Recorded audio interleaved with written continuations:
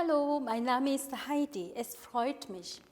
안녕하세요, 여러분 반갑습니다. 사과나무에서 독일어 수업을 하고 있는 하이디 선생입니다.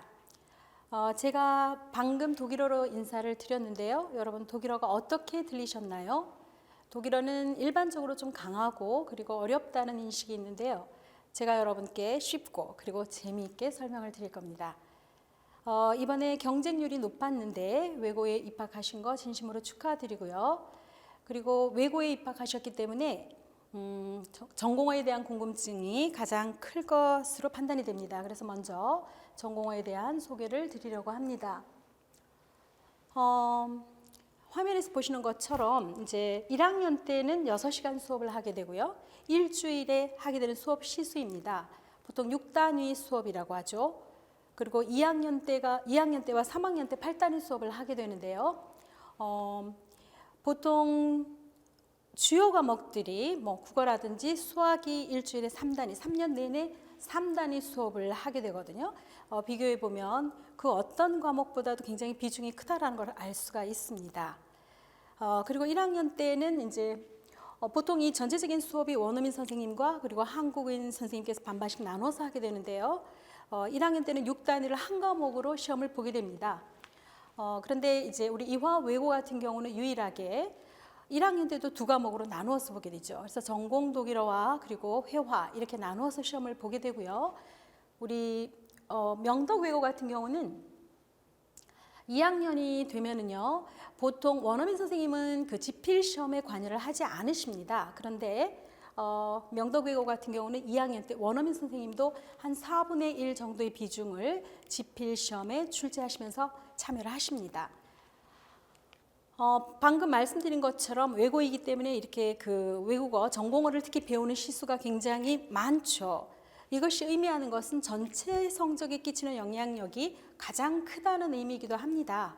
그래서 대학을 진학할 때에도 특히 최고 우리 그 서울대 같은 경우는 전공어 성적까지 다 들어가기 때문에 이 전공어 성적이 뒷받침되지 않고는 최고의 목표에 도달할 수도 없는 것이고요. 그리고 그 어떤 대학이라 할지라도 이 전체 성적에서 영향을 끼치는 전공에 대한 관리가 이루어지지 않으면 문제가 생길 수가 있죠. 그래서 처음부터 전공에 대한 어떤 철저한 준비가 필요할 것 같습니다. 말씀드린 대로 두 한국인 선생님은 이제 지필 시험에 관여를 하시고 원어민 선생님들은 수행을 평가를 하시는데 지필 시험이 중간 기말로 해서 25% 반영이 됩니다. 그리고 그러니까 지필 시험이 50% 그리고 수행이 50%인데요. 수행도 제가 50%라고 적었지만 두 번에 나누어서 실시가 됩니다. 중간 시험 이후에 또는 중간 시험 이전에 그래서 두 번에 걸친 수행 평가가 실시가 되고요. 저는 이제 학기 중에는 주 1회 수업을 하면서 아이들의 내신 대비를 중점적으로 하게 되고요. 그리고 방학 때는 다른 과목과는 달리 이 전공어 과목은 아이들이 외고에 입학을 해서 고등학교 때 처음 접하는 과목이기 때문에 한 번 설명을 듣고 100% 이해하는 학생들은 없을 것입니다. 그래서 방학 때는 전체적으로 개괄적으로 학기 중에 진행될 수업 내용에 대해서 전체적으로 소개를 하면서 공부를 하는 시간을 갖고요. 그 다음에 학기가 시작이 되면 좀 더 심화시켜서 아이들의 이해를 돕는 반복된 수업을 하게 되죠. 제가 이제 이 시점에서 여러분들께 좀 강조드리고 싶은 부분은요. 국어, 영어, 수학은 아이들이 중학교 때도 쭉 접해왔기 때문에 출발선이 조금 다를 수도 있습니다. 그래서 또 이 겨울방학을 그 주요 과목에 대해서 투자를 하는 중요한 시점이라고 생각하실 수도 있지만 제가 부탁드리고 싶은 말씀은 이 시기에 아이들이 외고에 입학하기 전 이 시기에서 가장 중점을 두고 비중을 두어야 할 과목은 전공어 과목입니다. 왜냐하면 전공어는 아이들이 이제 스타트가 똑같이 출발을 하는 것이지요. 그래서 처음에 그리고 독일어가 굉장히 좀 어렵게 느껴지기 때문에 이 출발점이 너무나 중요한 것 같습니다.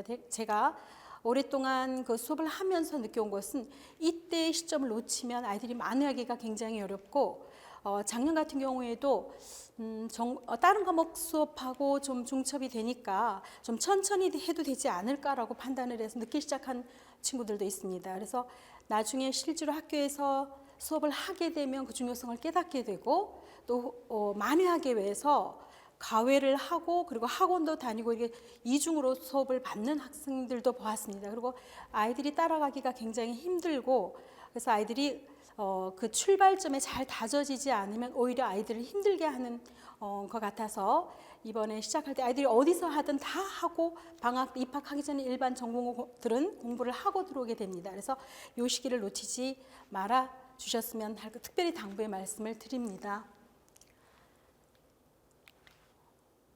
그리고 이제 저희 학원에서 진행되는 수업 시간에 대해서 좀 설명을 드리려고 하는데요. 강서관과 이제 목동관에서 나누어서 수업 진행을 하게 되는데요. 1월 4일과 1월 5일에 개강을 하게 되죠. 그런데 방학 동안 1월과 2월 동안은 주 2회 수업을 진행을 하는데요. 강서관에서 진행되는 수업은 화요일 6시 반에서 9시 반, 그리고 금요일 7시에서 10시고요. 우리 목동관에서 진행되는 수업은 목요일 6시 반에서 9시 반, 그리고 일요일 7시에서 10시 이렇게 진행이 되는데요. 스케줄을 짜다가 보면은 이게 다른 과목하고 중복이 될 수가 있어서 시간이 안 맞아요 하는 경우도 있습니다. 근데 요 교차해서 수업을 들을 수 있다는 말씀을 드리고요. 그러니까 강서관에서 진행되는 화요일 수업과 목동관에서 진행되는 목요일 수업이 동일한 수업이 되죠. 그리고 강서관에서 진행이 되는 금요일 수업과 그리고 목동관에서 진행이 되는 일요일 수업이 동일한 수업이 됩니다. 그러니까 교차해서 섞어서 수업을 들을 수가 있는 거죠. 그러니까 화요일 제가 강서관에서 듣고 일요일 목동관에서 듣겠다. 또는 목요일 목동관에서 듣고 그리고 금요일 강서관에서 듣겠다라고 하면 목요일과 금요일은 너무 시간이 붙어 있어서 복습할 수 있는 시간이 좀 부족할 수도 있지만 상황이 그럴 경우는 이렇게 진행할 수도 있다라는 말씀을 드립니다. 마지막으로 저희가 방학 동안에 사용할 교재에 대한 설명을 드리려고 하는데요. 4개는 특별한 독일어를 부탁해 다락원에서 출간된 회화와 문법 서적입니다. 그래서 일반 시내 서점에서 대부분 구입하실 수가 있고요. 그리고 또 인터넷으로 편하게 구입하실 수도 있습니다. 그래서 여기까지 그리고 제가 이제 첫 주에는 제가 준비한 자료로 수업을 진행하기 때문에 천천히 교재를 준비해 주시면 될 것 같고요.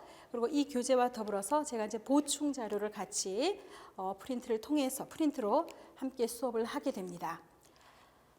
지금까지 설명을 드렸는데요. 여러분 이제 수업 시간에 다시 만날 수 있기를 바라면서 마지막으로 인사를 드리겠습니다. 감사합니다. Auf Wiedersehen.